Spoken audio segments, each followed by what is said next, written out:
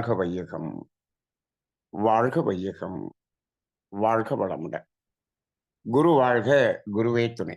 குருவின் மலரடி போற்றி. சிந்தனையை உடல் நலத்தை சீரமைத்து உய்வித்த குருவே வாழ்க. தியானமே யோகம், யோகமே ஞானம். தமிழ் ஆனந்த யோகம். வாழ்க வளமுடன்.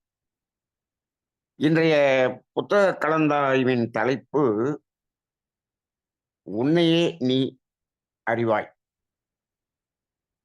இப்போ இதுகாரம் இந்த தலைப்பின் கீழ் வேதாத்திரிய சிந்தனைகளை அளித்த உமாபதி ஐயா அவர்களுக்கு நன்றி. இப்ப இதுல உன்னையே நீ அறிவாய் என்று சொன்னது சாக்ரட்டீசனுடைய வார்த்தை. இதையே நமது சித்தர்களில் திருமூலர் எப்படி சொல்லியிருக்கிறார் என்று சொன்னால், தன்னை அறிதல் என்று சொல்லுகிறார். ரெண்டும் ஒண்ணுதான். தன்னை அறிந்திடில் தனக்கு ஒரு கேடு இல்லை, தன்னை அறியாமல் தானே கெடுகின்றான் என்பது திருமூலருடைய வாக்கு. அப்ப உன்னை அறி என்று சாக்ரட்டீஸ் சொன்னது நம்மைத்தான் சொல்லுகிறார், நம்மை நாம் அறிய வேண்டும் என்றுதான் சொல்லுகிறார். அப்ப இந்த இடத்துல ஆதிசங்கரர் போன்ற ஒரு பெரிய மகான்களுக்கு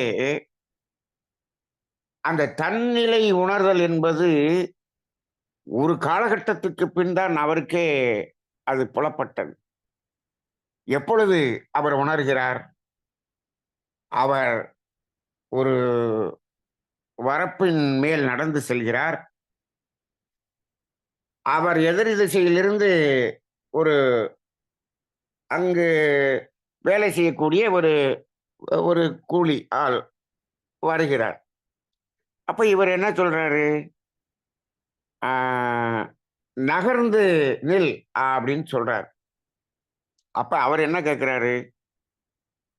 இந்த நீங்க நகர்ந்து நில் என்று சொன்னது இந்த உடலையா, இந்த ஆன்மாவையா என்று கேட்கிறார்.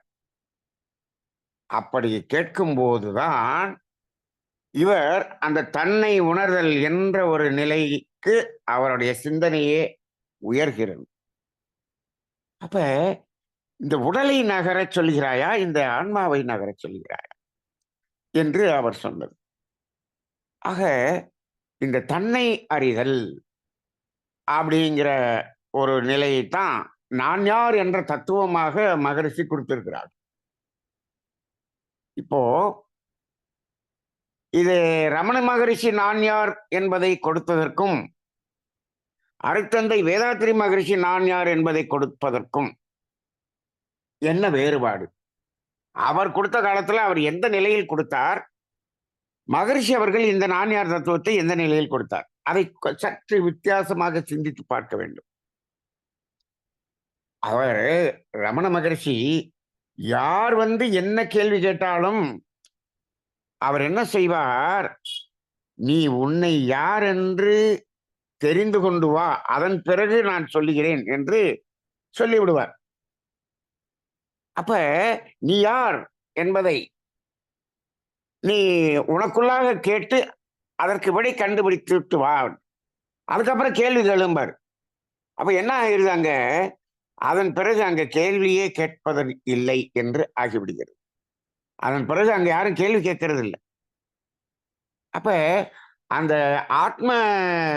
ஆத்மா என்ற ஆத்மஸ்வரூபம் என்று சொல்லக்கூடிய அந்த உள் உணர்வை உணர்ந்து கொண்டால் அங்கு அவர் அமைதியாகி விடுகிறார் என்ற ஒரு நிலைக்கு அவருடைய தத்துவம் இருந்தது.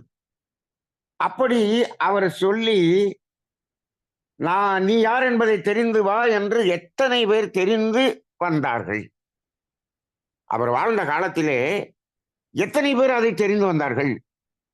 அவர் சொல்லிடுவாரு. சொன்ன பிறகு இவங்களுக்கு ஒன்றும் புரியாது, எந்திரிச்சு போனவங்க நிறைய பேர் இருப்பாங்க. யாரோ ஒரு சிலர், அவர்கள் மட்டும்தான் அமைதியாக அமர்ந்து அந்த நான் யார் என்ற விசாரணையை செய்தவர்களாக இருந்தார்கள். அதிலும் பார்த்தோம் என்று சொன்னால் மேலை நாட்டவர்கள் தான் அதில் ஆர்வமாக இருந்து அந்த தன்னை உணர்ந்த நிலையில் அவருக்கு கீழாக அவரோடு பயணித்தவர்களாக இருந்திருக்கிறார்கள். நமது நாட்டை சேர்ந்தவர்களை விட அவர்கள் அதில் ஈடுபாடாக இருந்ததை பார்க்கிறோம். சரி, இப்பொழுது ரமண மகர்ஷியினுடைய ஆசிரமம் இருக்கிறது. அங்கு சென்று அந்த நான் யார் என்ற ஆத்ம விசாரம் செய்யக்கூடியவர்களை எங்காவது பார்க்க முடிகிறதா என்று கேட்டால், அதுவும் வெளிநாட்டிலிருந்து வந்தவர்களால் அங்க அமர்ந்து அதை செய்து கொண்டிருப்பதை பார்க்கிறோம். மற்றவர்கள் எல்லாம் இப்பொழுது என்ன ஆகிவிட்டது? அதை வேடிக்கை பார்க்க வரக்கூடிய கூட்டமாகவும், அதை ஆராய்ச்சி எடுக்கும் பொழுது அதை தரிசனம் செய்யக்கூடிய கூட்டமாகவும் மாறிவிட்டோம். அப்ப அவருடைய நான் யார் அந்த ஆத்ம அந்த ஒரு விசாரணை என்பது இன்று அங்கு பயன்பாட்டில் இல்லாமல் போய்விட்டது. ஆனால் மகரிஷி அவர்கள் நான் யார் என்பதை எங்கு கொடுக்கிறார்? எடுத்தோடனே நான் யார் என்று அதை தத்துவத்தை கொடுத்திருந்தால் இங்கு இவ்வளவு பேர் மகரிஷியினுடைய தத்துவங்களை கற்றுக்கொள்ள வந்திருக்க மாட்டார்கள். இவர் எந்த இடத்துல கொடுக்கிறாருன்னு பாருங்க. நான் யார் தத்துவம் எந்த இடத்தில் வருகிறது என்பது நாம் அறிந்து கொள்ள வேண்டிய ஒன்றாக இருக்கிறது. அவர் முதல்ல வாழ்க்கை தத்துவம் கொடுத்துறாரு. வாழ்க்கை தத்துவமே ஒரு முழுமை, வாழ்க்கை தத்துவமே ஒரு முழுமை என்று சொன்னாலும் அங்கு நான் யார் என்பதை உணர்ந்து அந்த வாழ்க்கை தத்துவத்தை உணர்றது இல்லைங்க. தேவைகள் 3, காப்புகள் 3, அறநெறிகள் 3. இப்போ அப்படி சொல்லி வரும்போது இது எல்லாமே நாம் செய்யக்கூடிய, நாம் வாழக்கூடிய அந்த வாழ்க்கையில் நாம் என்ன செய்யணுங்கிறதாகத்தான் இருக்கு. சரி, அதன் பிறகு இந்த வாழ்க்கை தத்துவத்தின்படி வாழணுங்கும் போது அங்கு என்னென்ன அதற்கு தடைகள் இருக்கிறது, அதில் எங்கெல்லாம் நாம் சறுக்குகிறோம், எதையெல்லாம் நாம் சரி செய்ய வேண்டும் என்று ஒரு கேள்வி வருகிறது அல்லவா? எப்பொழுது வரும் அது? அந்த விளக்கம், நம்பிக்கை விளக்கம் முழுமை பெறுங்க, அந்த விளக்கம் என்று அங்க அந்த சிந்தனைக்குள்ளாக வரும்போது அப்ப என்ன பண்றாரு? எண்ணம் ஆராய்தல், ஆசை சீரமைத்தல், சினம் தவிர்த்தல், கவலை வடித்தல் அப்படின்னு கொடுக்குறாரு. இப்போ இந்த நாளும் எதுக்கு கொடுக்கிறாரு அப்படின்னு பார்த்தோம்னா, இந்த வாழ்க்கை தத்துவத்தின்படி வாழ்வதற்கு இந்த இடங்கள் தான் இடையூறாக இருக்கிறது. எண்ணங்கள் தான் முதலில் இடையூறாக இருக்கிறது. அப்ப அந்த தீய எண்ணங்கள் எழுகிறது, அது செயலாக மாறுகிறது, அது கர்ம வினையாக மாறிவிடுகிறது. அது இருப்பாக இருந்து நம்மை நாம் உணர்ந்து கொள்வதற்கு தடையாக இருக்கிறது. அப்ப அந்த இடத்துல முதல்ல என்ன மாறுதல் கொடுத்துறார். அந்த எண்ணத்திலிருந்து எழக்கூடியதுதான் ஆசை.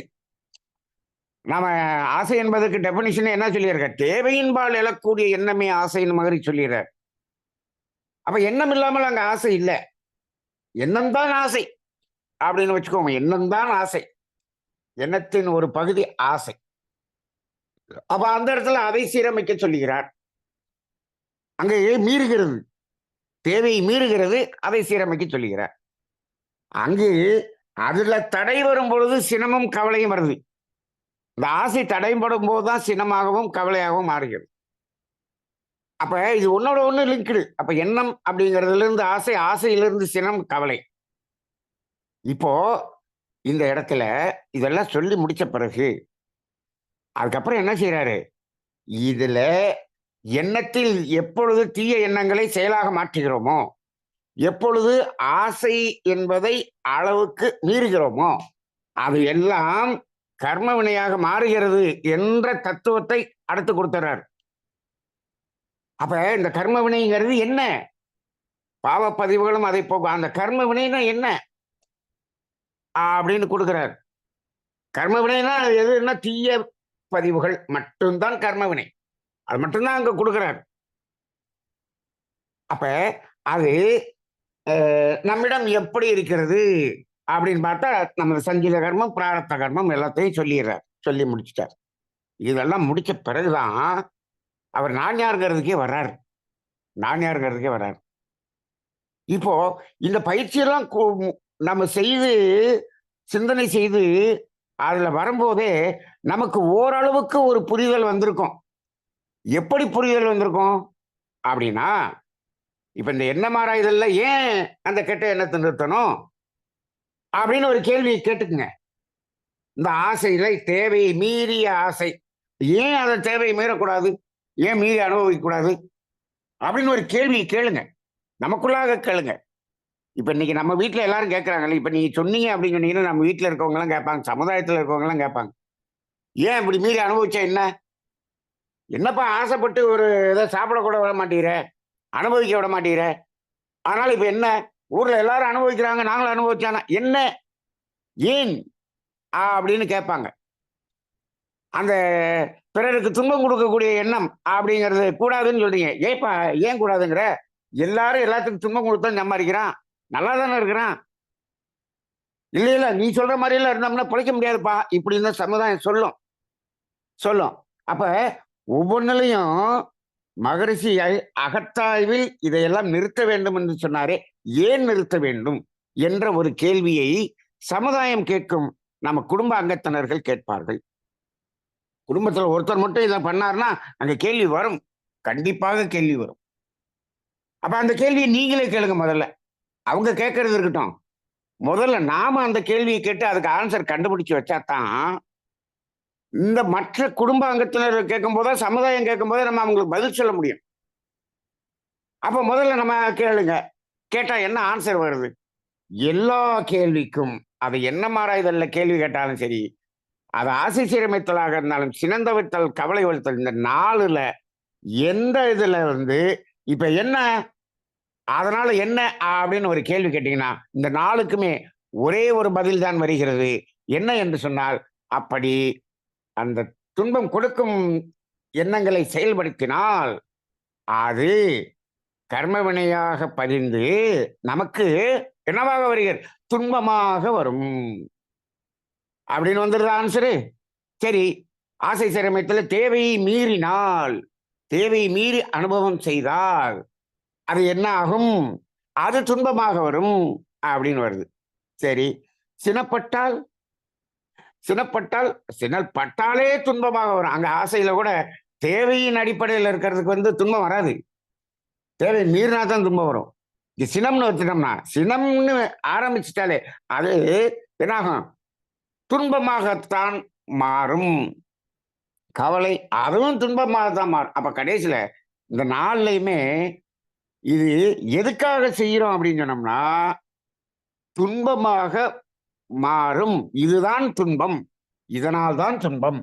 அப்ப நம்ம வாழ்க்கையில துன்பம் வேண்டாம் அப்படின்னு நினைச்சீன்னா, இதெல்லாம் விட்டுருப்பா, இதெல்லாம் குறைச்சுக்க. துன்பத்தை அனுபவிக்கிறேன்னா, அனுபவி ராஜா அனுபவி அப்படின்னு சொல்லிடுறோம். அவ்வளவுதானே. அப்ப இந்த அடிப்படையில துன்பம் வேண்டாம் அப்படிங்கிறத அடிப்படையாக கொண்டுதான் இதையெல்லாம் கொஞ்சம் கொஞ்சம் நாம விட்டுருந்தோம். விட்டுருந்தோம். சரி. அப்ப கடைசியில இது அந்த பாவப்பதிவுன்னு சொன்ன பிறகுதான் இன்னும் கொஞ்சம் பயம் வந்துருச்சு. என்ன பயம் வந்துருச்சு? நம்ம செஞ்ச செயலுக்கு தான் நமக்கு விலை வரும்னு பார்த்தா, இது சஞ்சித கர்மத்திலிருந்து வந்ததே ஒரு பெரிய மூட்டை இருக்கும் போல் இருக்கே. அப்ப நாம இத செஞ்சோம் அப்படி சொன்னோம்னா, இந்த மூட்டை பெருசாகி நம்ம சந்ததிக்கு போயிருமேங்கிற ஒரு பயம் அந்த இடத்துல வந்துருச்சு. இப்ப இது எல்லாத்தையும் வந்த பிறகு, இவை எல்லாத்தையும் நான் யார் தத்துவத்தின் தெளிவின் அடிப்படையில் பார் என்று சொல்லுகிறார். அப்பதான் நான் யார் கொடுக்கிறார். அப்ப நான் யார் தத்துவத்துக்குள்ள வரும்போது, நன்மை நாம் அறியும் போது, நாம் யார் என்று அறிந்து கொள்ளும் போது, நாமே அறிவாகிய தெய்வமாக இருக்கிறோம். நாம் இந்த உடல் அல்ல, இந்த மனம் அல்ல, இந்த உயிர் அல்ல, நான் அறிவாகிய தெய்வமாக இருக்கிறேன். அப்ப உண்மையிலேயே நான் அறிவாகிய தெய்வமாக இருக்கிறேன் அப்படிங்கும் பொழுது, இந்த இடத்துல இந்த கெட்ட எண்ணத்தை எண்ணியது யார்? எண்ணியது யார்? நான் தான் எண்ணினேன். யாரு ஆசை தேவைக்கு மீறி ஆசைப்பட்டது யார்? நான் தான் ஆசைப்பட்டேன். சினப்பட்டது யார்? நான் தான் சினப்பட்டேன். யார் கவலையாக இருக்க? நான் தான் கவலைப்படுகிறேன். ரைட்டா? சரி. இப்ப இத்தனையிலையும் சேர்ந்து யாரு துன்பப்படுறா? நான் தான் துன்பப்படுகிறேன். அங்க எல்லாத்துலயுமே நான் வந்துருச்சு. இப்போ இந்த இடத்துல நான் யாருன்னு தெரிஞ்ச பிறகு நான் அறிவாகிய தெய்வமாக இருக்கும்போது நான் எப்படி துன்பத்தை அனுபவிக்க முடியும்? நான் அறிவாகிய தெய்வம் என்பதை உணர்ந்திருந்தால் துன்பம் என்பதே இருக்காதல்லவா? அது ஒரு ஆனந்தமான நிலை அல்லவா இருந்திருக்க வேண்டும். ஆனால் நாம் இப்பொழுது இவ்வளவு துன்பத்தை அனுபவித்துக் கொண்டிருக்கிறோமே, அதற்குரிய செயலை செய்து கொண்டிருக்கிறோமே. அப்ப என்ன காரணம்? ஓ, நான் யார் என்பதை உணராமல் அந்த மயக்கத்தின் அடிப்படையில் செய்ததுதான் இதெல்லாமே அப்படிங்கிறது அங்க புரியும். அப்ப இந்த இடத்துல நான் யார் என்பதை உணர்ந்து கொள்ளும்போது இந்த துன்பம் இல்லாத ஒரு வாழ்க்கை அமையும் என்பது மட்டுமல்ல, துன்பம் நீங்கிய இடம் என்ன? துன்பம் நீங்கிய இடம் இன்பம். அந்த இன்பம் மட்டுமல்ல, நான் யார் என்று உணரும் போது நான் அறிவாகிய தெய்வம் என்று உணர்ந்தால் அங்க அறிவாகிய தெய்வம் என்பது ஒரு ஆனந்தமான ஒரு நிலை. அப்ப இந்த இடத்துல நம்மையே தன்னை உணரும் போது திருமூலர் தன்னை உணராமல் தானே கெடுகின்றான்னு சொல்றாரு பாருங்க. அப்ப இந்த இடத்துல தன்னை உணராமல் ஒரு மயங்கிய நிலையில் இந்த செயல்களை எல்லாம் செய்து துன்பத்தில் உழன்று கொண்டிருக்கும் மனிதன் தன்னை அறிந்த பின் தனக்கு ஒரு கேடில்லைன்னு சொல்லிவிடுறார். அப்ப அந்த நான் யார் என்பதை உணர்ந்த பிறகு நான் அறிவாகி தெய்வமாக இருக்கிறேன் என்று சொல்லும் பொழுது இந்த இடத்துல தேவையின் அளவில் அதை நிறைவேற்றக்கூடிய பக்குவம் வந்துடும் அல்லவா? எப்படி? நான் இந்த உடல் அல்ல, சரி, இது என்னுடைய உடல். அந்த உடலுக்கு என்ன வேணும்? தேவையை நிறைவு செய்ய வேண்டும். அப்பதான் அந்த உடலும் உயிரும் ஒன்னா இருக்கும். அப்ப அந்த உடல் என்ன கேட்குதோ அதை கொடு. அப்ப அதோட இந்த தேவையின் அடிப்படையில் நிற்கக்கூடிய ஒரு பக்குவம் வந்துடும் அல்லவா? ஏன் மீறுறோம்? ஏன் மீறுறோம்? அது உடம்பு மீற சொன்னிச்சா? மீற சொல்லல. உடம்பு போதும் தான் சொல்லுது. ஆனா நம்ம அப்ப மீறுவது யார்? அந்த இடத்துல கேள்வி பார்க்கணும். மீறுவது யார்? இந்த உடம்பு மீறவில்லை. அப்ப யார் மீறுறது? இந்த மனம்தான் மீறுகிறது. அப்ப இந்த மனதினுடைய தேவை அது அல்லவே அல்லவே. அப்ப மனதினுடைய தேவை வேற. இது எப்ப புரியும்? நாம் அறிவாகிய தெய்வம் என்று உணரும் போதுதான் இந்த உடம்பினுடைய தேவை என்ன, இந்த மனதினுடைய தேவை என்ன, அதை எதை எங்கெங்க நிறுத்தணும் அப்படிங்கிற தெளிவு அப்பதான் வரும்.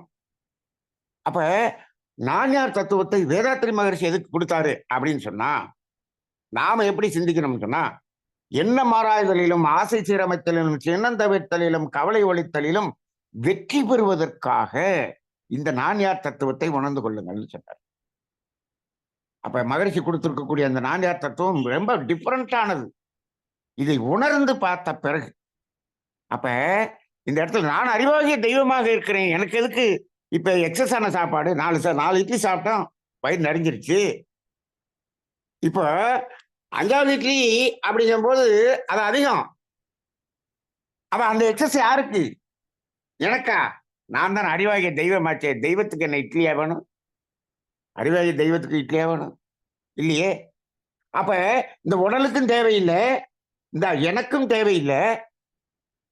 எப்படி? நான் அறிவாகிய தெய்வம்னு வந்தாச்சு, எனக்கு தேவையில்லை. இந்த உடம்புக்கு 4 இட்லி கேட்டுச்சு, உடம்புக்கு 4 இட்லி கொடுத்தாச்சு. இந்த இடையில இன்னும் 2 இட்லி வந்துச்சு, அது எங்க யாருக்கு அப்படின்னு இந்த இடத்துல சிந்தனை செஞ்சு பார்க்கிறோம். சிந்தனை செஞ்சு பார்த்தோம்னா எனக்கு தேவையில்லை, ஏன் நான் அறிவாகிய தெய்வம். இடையில இந்த மனம்னு ஒண்ணு வந்துகிட்டு அந்த மனம் என்ன பண்ணுது?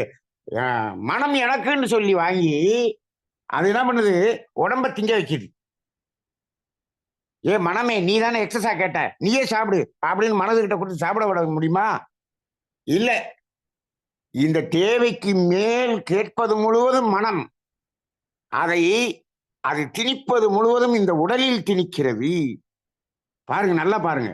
உடம்பு சரியா தேவைக்கு மட்டும் அதை கேட்டு பெற்றுக்கொண்டு அதை ஜீரணம் பண்ணி அது கரெக்டா அதை தன்னுடைய வேலையை பார்க்கறேன்னு தான் சொல்லுது. இந்த மனம் எக்ஸஸா வாங்கி அதை அந்த உடம்பு கிட்ட கொடுத்து உடம்ப சாப்பிட வச்சு இந்த உடம்ப நோயாளியா ஆக்கி இத்தனை வேலையும் பண்றது இந்த மனம்தான். அப்ப இப்ப மனம் அது செம்மையானால் அப்படி வந்துட்டோமாம. இப்ப கடைசியில் இப்ப நம்ம அதை சரிப்படுத்த வேண்டிய ஒரு வஸ்து என்ன? உடம்பு ஒண்ணும் இல்ல, அதை பத்தி ஒண்ணும் இல்ல. உயிர் அது பாட்டுக்கு இருக்கு. இந்த மனம் ஒண்ணுதான் எல்லாத்துக்கும் காரணமாக இருக்கிறது. அதனாலதான் மனதை சரி பண்ண வேண்டும், மனதை வளப்படுத்த வேண்டும் அப்படின்னு சொன்னாங்க. மனதை சரி செய்ய வேண்டும் அப்படின்னு சொல்லும்போது மனதை எல்லாம் சரி செய்யவே முடியாது என்று ஒரு இயக்கத்தில் சொல்லிக் கொண்டிருக்கிறார்கள். இது ஒரு ஞானம் என்று சொல்லிக் கொண்டிருக்கிறார்கள். மனதை சரி செய்ய முடியாது, மனதை ஒண்ணுமே பண்ண முடியாது அப்படின்னு. அதுவும் எப்படி சொல்றாங்க, மனதை அறிவை கொண்டு மனதை சரி செய்ய முடியாது என்று புரிந்து கொள்வதே ஞானம் என்று சொல்லுகிறார்கள். இப்ப மனதை சரி செய்ய முடியாது அப்படின்னா நாம மனதை சரி செய்யறதெல்லாம் இல்லை, அது அதுவா சரியாயிரும். எப்படி எப்படி அப்படின்னு கேட்டா, அது பீட்டா லெவல்ல இருக்கும்போது அந்த மனம் அதனுடைய செயல்பாடுகள் உணர்ச்சி வயமா இருக்கும். ஆல்பா லெவலுக்கு போயிடுச்சுன்னா கொஞ்சம் சிந்தனை பண்ண ஆரம்பிச்சிடும். தீட்டா லெவலுக்கு போயிடுச்சுன்னா இன்னும் ஆழ்ந்த சிந்தனைக்கு போயிடும். டெல்டா லெவலுக்கு போயிடுச்சுன்னா அது என்ன ஆயிரும், அது அறிவாகவே மாறி செயல்படும். அப்ப அந்த டெல்டா லெவல்ல போனா அறிவு சொல்றதை கேட்கும். அப்ப மாறிடும், மனம் மாறிவிடும், அதுவா மாறிக்கொள்ளும். அப்ப நம்ம மனதை மாத்தல, மனதனுடைய ஃப்ரீக்வன்சி மட்டும் குறைக்கிறோம். நம்ம மனதை கொண்டு அறிவை கொண்டு மனதை சரி செய்ய வேண்டும் என்று நினைக்கவில்லை. மனதினுடைய அலைச்சொல்லலை குறைத்து விட்டால் அது தன்னைத்தானே சரி செய்து கொள்ளும். ஏனென்று சொன்னால் மனதின் அடித்தளமே தெய்வம். மனதின் அடித்தளம் யாரு? அறிவாகிய தெய்வம். இப்ப நாம என்ன சொல்றோம், நான் யார் தத்துவத்துல நம்ம என்ன பண்ணியிருக்கோம், கடைசியில நான் அறிவாகிய தெய்வம்னு சொல்லிட்டோம். அந்த அறிவாகிய தெய்வம் எங்க இருக்கு? இந்த மனசுல இருக்கா இல்லையா அப்படின்னு கேட்டா, மனதின் அடித்தளமே தெய்வம்னு மகரி சொல்லி வச்சிருக்காரு. மனதின் அடித்தளமே தெய்வம். அப்ப நீங்க ஃப்ரீக்வன்சியை குறைச்சு குறைச்சு குறைச்சு டெல்டா லெவலுக்கு போயிட்டீங்கன்னா அந்த இடத்துல நானாகிய அறிவாகிய தெய்வமாக அங்க மனமே மாறிவிடுகிறது. மனமே அறிவாக மாறிவிடும். அறிவும் மனமும் வேறு வேறு அல்ல. அறிவு சொல்றத மனசு கேட்காது அப்படின்னு அந்த இயக்கத்துல சொல்றாங்க. அறிவு சொல்றத அது கேட்காது. என்ன அறிவு சொல்றத மனம் கேட்காதுன்னு சொன்னோம்னா அறிவு வேற மனம் வேறன்னு சொல்ற மாதிரி இருக்கு. இல்லை, மனம் அறிவுதான் மனமாக இருக்கிறது. எப்போ அது ஃப்ரீக்வன்சி கூடும் போது மயங்கிய மனமாக இருக்கிறது. ஆல்பா லெவலுக்கு வந்துச்சுன்னா சிந்திக்கக்கூடிய மனமாக இருக்கிறது. அதனாலதான் மகரிஷி என்ன சொல்றாரு, எப்பயுமே ஒரு ஆக்கினை அல்லது துரிய தவம் செஞ்சுட்டு அப்புறமேல் சிந்தனை கொடுன்றார். இப்ப கூட நம்ம என்ன பண்ணோம், 6ல இருந்து 6:30 வரைக்கும் ஒரு தவம் பண்ணோம். நம்ம ஆல்பா லெவல், தீட்டா லெவல் அந்த லெவலுக்கு கொஞ்சம் இறங்கின பிறகுதான் இந்த சிந்தனையை கொடுக்குறோம். அப்ப அந்த சிந்தனைக்கு வந்துரும் வந்துரும். அது டெல்டா லெவலுக்கு போகும்போது அது அறிவாகிய தெய்வமாகவே மாறிவிடும் மாறிவிடும். அப்ப மனம் என்பது அதுவும் அறிவுதான். அதனுடைய அலைச்சுழலுக்கு தகுந்தார் போல் அது அப்படி இருக்கிறது. அதனால எப்பயுமே அந்த பீட்டா லெவல்ல இருக்கக்கூடிய மனம் முழுக்க முழுக்க முழுக்க மயக்கத்தின் பால்பட்ட மனம் அப்படின்னு நம்ம சொல்லிடுறோம். அப்ப எப்ப மூலாதாரத்தில் இருக்கிற வரைக்கும் பீட்டா லெவல்ல தான் இருக்கும். அதுக்காக தான் ஆக்கினை தவம் கொடுத்து ஆக்கினையில தவம் செய்ய சொல்றது. அப்ப இந்த நிலையில அப்ப நான் நம்மை அறிந்து கொண்டால் நாம் அறிவாகிய தெய்வம் என்று சொல்லும் போது, இப்போ எனக்கு என்ன வேண்டும்? எனக்கு ஒண்ணு வேண்டாம். எனக்கு என்ன வேண்டும்? நான் ஆனந்தமாக இருக்க வேண்டும், அமைதியாக இருக்க வேண்டும், மகிழ்ச்சியாக இருக்க வேண்டும், நிறைவாக இருக்க வேண்டும். இவ்வளவுதான். இதுதான் நமக்கு அங்க கேட்கக்கூடியது அதுதான். அப்ப உடல் என்ன கேட்குதோ அதை மட்டும் கொடு, முடிஞ்சு போச்சு.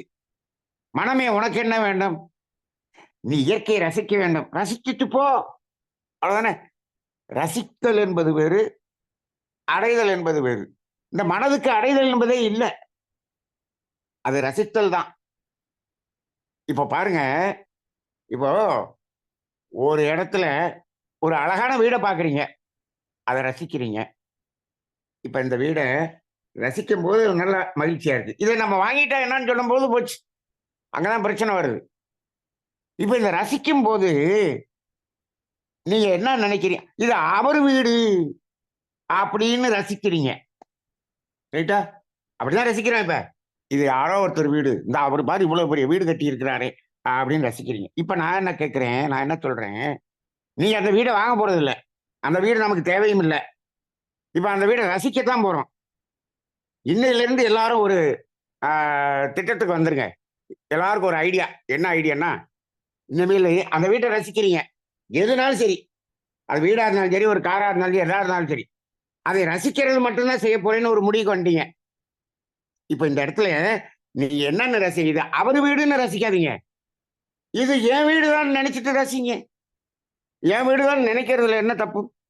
நீங்க என் வீடுன்னு அதை நினைச்சுக்கிறேன், ரசிக்கிறேன்.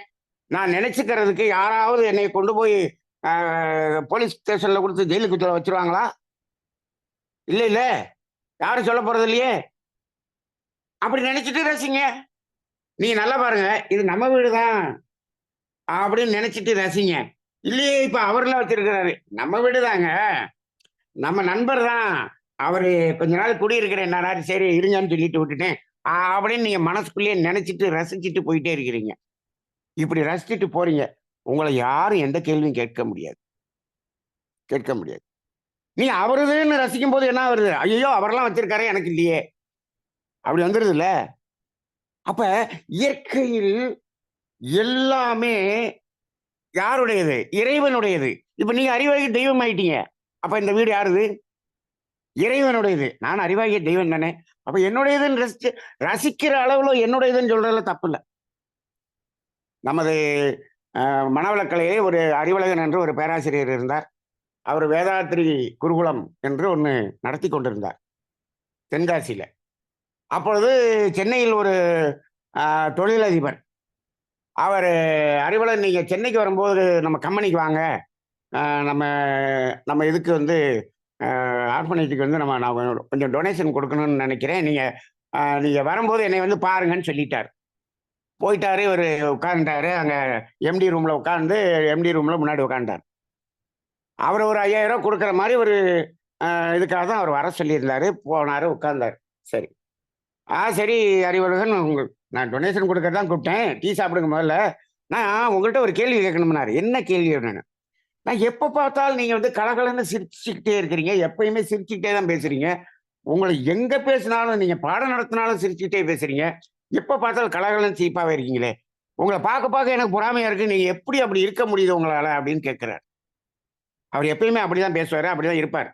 நாங்கெல்லாம் மாணவர்களுக்கு பயிற்சி கொடுக்கும்போது ஒரு 150 மாணவர்களுக்கு பயிற்சி கொடுக்கும்போது அப்படி ரொம்ப கலகலன்னு சிரிக்கிற மாதிரி தான் பேசுவார். அப்படிதான் இருக்கும். அப்ப இப்ப என்னுடைய பேச்சினுடைய ஸ்லாங்கை அவரிடமிருந்து நான் சில விஷயத்தெல்லாம் கத்துக்கிட்டேன். அப்படிதான் பேசுவார். அவர் எப்பயுமே சிரிப்பார். பார்த்தோன்னே சிரிப்பார். யாரை பார்த்தாலும் உடனே சிரிப்பார். எப்படி உங்களால இருக்க முடியுது? நான்லாம் அப்படியே ஒரே டென்ஷன்ல வாழ்ந்துகிட்டு இருக்கிறேன். இந்த ரகசியத்தை மட்டும் சொல்லுங்கன்னு கேட்டார். கேட்ட உடனே இவர் என்ன சொல்லிட்டாரு? அது ஒண்ணும் இல்லைங்க. இப்போ இந்த கம்பெனி யாருது அப்படின்னு கேட்க, கம்பெனி என்ன அறிவலன்னு என்ன கேட்குறீங்க? இல்ல இந்த கம்பெனி யாருதுன்னு கேட்டேன். இது என்னுடைய கம்பெனி தான். இதுல என்ன கேள்வி இருக்கு அப்படின்னு கேட்டார். போங்க, இது உங்க கம்பெனி இல்லைங்க, அந்த கம்பெனி என்னுடையதுங்க அப்படின்னு இவர் சொல்ல. சொன்ன உடனே, என்ன அறிவலன், என்ன திடீர்னு இப்படி பேசுறீங்க அப்படின்னு. இல்லைங்க, இது என்னுடைய கம்பெனி தாங்க. சரி, நீங்க என்னுடைய நண்பர், நான் கொஞ்ச நாளைக்கு இந்த கம்பெனியை நடத்திக்கிறேன்னு சொல்லி கேட்டீங்கல்ல, அதுக்கு சரி நடத்திங்கன்னு உங்களுக்கு நான் கொடுத்துருக்கிறேன் அப்படின்னு நான் நினைச்சுக்கிறேன். அதனால நான் மகிழ்ச்சியா இருக்கிறேன் அப்படின்னாரு. அப்ப இது உங்க கம்பெனின்னு நினைச்சு, ஐயா நீங்களாம் கம்பெனி வச்சிருக்கீங்களேன்னு உங்களை பார்த்தா உங்க பார்க்கும்போதே எனக்கு ஒரு மாதிரி இப்படி இருக்கும். இது என்னுடைய கம்பெனி தான், நண்பருக்கு கொடுத்துருக்கீங்க அப்படின்னு நினைச்சுக்கிட்டேன். இப்ப நான் அப்படி நினைக்கிறதுனால உங்க டாக்குமெண்ட் எல்லாம் ஒன்றும் மாறிட போறது இல்லையே. நான் மனசுல தானே நினைச்சேன். மனசு தானே சந்தோஷப்படுது, மனசுல தானே சிரிக்கிறேன். நான் சிரிச்சுக்கிறேன் அப்படின்னு இவர் சொன்னார். அவர் உடனே அப்படியே டென்ஷன்ல இருந்தவர், அந்த எம்டி வந்து கலகலகலன்னு அவர் சிரிச்சுட்டு, அவர் செக்குல 5000 எழுதுறதுக்கு மேல ஒரு சைபரை சேர்த்து 50,000 போட்டு கொடுத்துட்டேன். அப்ப இது போல அந்த ரசித்தல் என்று இருக்கும்போது கூட, இது அவங்களதுன்னு நினைச்சு ரசிச்சீங்கன்னா உங்களால முழுசா ரசிக்க முடியாது. இது நம்மளுடையதுன்னு எப்படி ரசிக்க முடியும்? நாம வாங்க போறது இல்ல, நமக்கு எழுதி வாங்க போறது இல்ல, நம்மளுடைய நினைச்சுக்கிட்டு ரசிக்க சொல்றேன். அதை நினைக்கிறதுக்கு எப்ப உங்களால முடியும் அப்படின்னு சொன்னா, நீங்கள் யார், நான் யார், தன்னை அறிந்து கொண்டீர்களா? நான் யார்? நான் அறிவாகிய தெய்வம். இப்ப இந்த இந்த ஊர்ல இருக்கக்கூடிய எல்லா வீடும் யாருடையது? இறைவனுடையது. இந்த பூமி யாருடைய? இறைவனுடையது. அப்ப நான் அறிவாகிய தெய்வமாக இருக்கக்கூடிய நிலையில அதை பார்க்கும்போது அது என்னுடையதுங்கிற மாதிரி ரசிங்க. ரசிச்சுட்டு போங்க, முடிஞ்சு போச்சு. அப்ப மனதனுடைய தேவை அந்த ரசித்தல் முடிஞ்சு போச்சு. அப்ப இந்த மாதிரி அததை நிறுத்திட்டோம்னா நமக்கு சினம் வருமா? வராது. யார் சினப்பட்டது?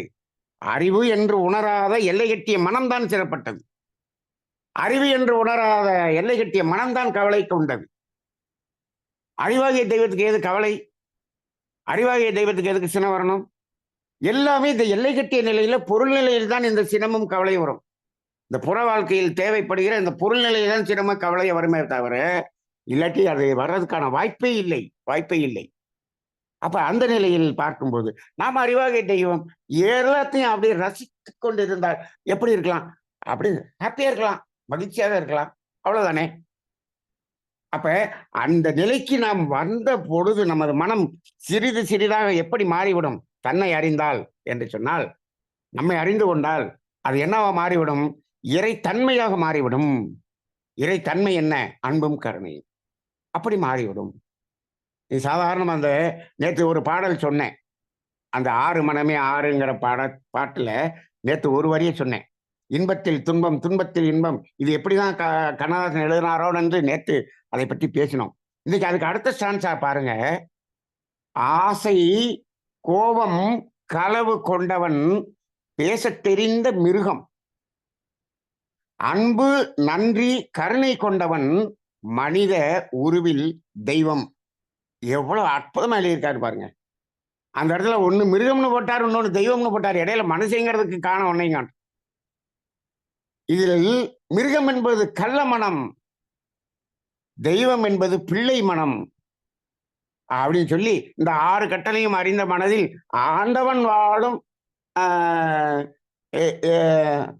ஏதோ மனம் அப்படின்னு சொல்லும்.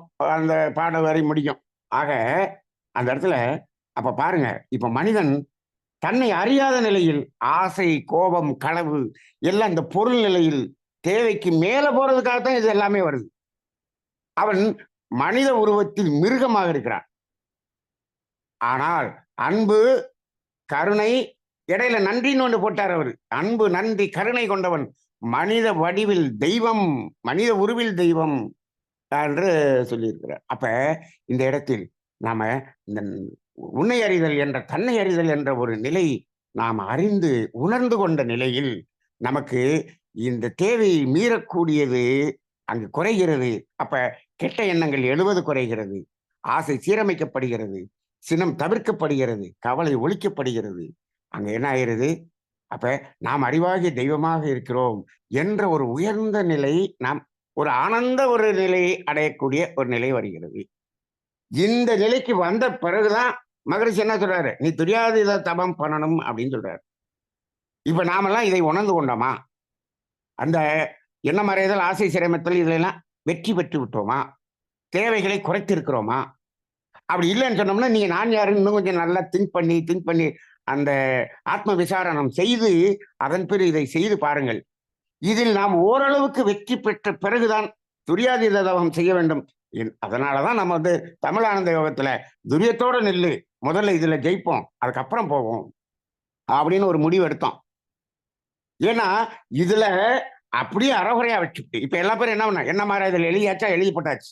ஆசை சிரமத்தில் சின்னது எல்லாம் எழுதி போட்டாச்சா, எழுதியாச்சு. எழுதுறனே துரியாதீதம் கொடுத்தாச்சு. துரியாதீத தவம் இதெல்லாம் சரியா, இதை எதுவுமே பண்ணாம துரியாதீதம் பண்ணினால் அவர்களுக்கு என்ன கூடும் என்று சொன்னால் தன்முனைப்பு தான் கூடும். அதனாலதான் இன்னைக்கு எல்லா பேரும் தலகால் தெரியாம தன்முனைப்பின் உச்சத்துல அளந்துகிட்டு இருக்கிற வேதாத்திரி சீடர்களாக மாறிவிட்ட ஒரு நிலையை பார்க்கிறோம். வேண்டாம், இப்போதைக்கு நமக்கு துரியாதீதம் வேண்டாம். முதல்ல நம்மளுடைய மாற்றம் வரட்டும். மாற்றம் வந்த பிறகுதான் அதுக்கு போகணும். இதுதான் மகரிஷி உண்மையிலேயே நினைச்சது. இன்னைக்கு மாற்றம் வராத அளவுக்கு அந்த பாடத்தை நடத்திட்டு சும்மா துரியாதீதத்தை கொடுத்துட்டு 9 மையத்தை கொடுத்து அங்க என்ன ஆகிறது? அது வீணான ஒரு நிலையில் அது தன்முனைப்பை கூட்டக்கூடியதாக மாறுகிறது. முதலில் தன்னை அறிவோம். தன்னை அறிந்து வாழ்க்கையின் அந்த வாழ்க்கை தத்துவத்தின்படி வாழ்வதற்கான அந்த செயல் மாற்றத்தை கொண்டு வருவோம். அதன் பிறகு துரியாதீதம் செல்வோம் என்ற அடிப்படையிலே அனைவரும் இந்த உணர்வை உணர்ந்து அந்த ஒரு ஆனந்த ஒரு நிலையை அடைவதற்கு, அந்த ஞானம் என்ற நிலை, ஞானம் என்றால் வேற ஒண்ணும் இல்லை, தன்னை அறிந்த நிலை, இதுதான் ஞானம். அந்த நிலையை அடைவதற்காக நாம் இப்பொழுது நேரடி பயிற்சி 3 நாள் பயிற்சி அது ஏற்பாடு செய்திருக்கோம். நிறைய பேர் கொடுத்துட்டாங்க. 70 பேர் தான் அங்க அளவுடு. அதனால 70 பேர் சீக்கிரம் சேர்ந்துரும் அப்படிங்கிற மாதிரியான ஒரு நிலை வருகிறது. அதனால இடம் ஃபுல்லாயிருச்சுன்னு சொல்லக்கூடிய ஒரு இடத்துக்கு நம்ம போய்கிட்டு இருக்கோம். அதனால அதில் ஆர்வம் உள்ளவர்கள் இதே போல இந்த மகரிஷி தத்துவத்தில் உள்ளே வந்து இன்னும் ஆழமாக அந்த ஞானத்தை உணர்ந்து கொள்ள வேண்டும் என்ற தாகம் இருப்பவர்கள் எங்கிருந்தாலும், தமிழ்நாட்டில் எங்கிருந்தாலும் அவர்களையும் நீங்கள் சொல்லி இதில் இணைத்து விடுங்கள். அப்படி அதிகமான பேர் வந்தா அடுத்து 2வது பேட்ச் ஒண்ணு நம்ம அரேஞ்ச் பண்ணிடலாம் என்ற ஒரு தகவலோடு இன்றைய சிந்தனையை நிறைவு செய்து கொள்வோம். வாழ்க வையகம், வாழ்க வையகம், வாழ்க வளமுடன்.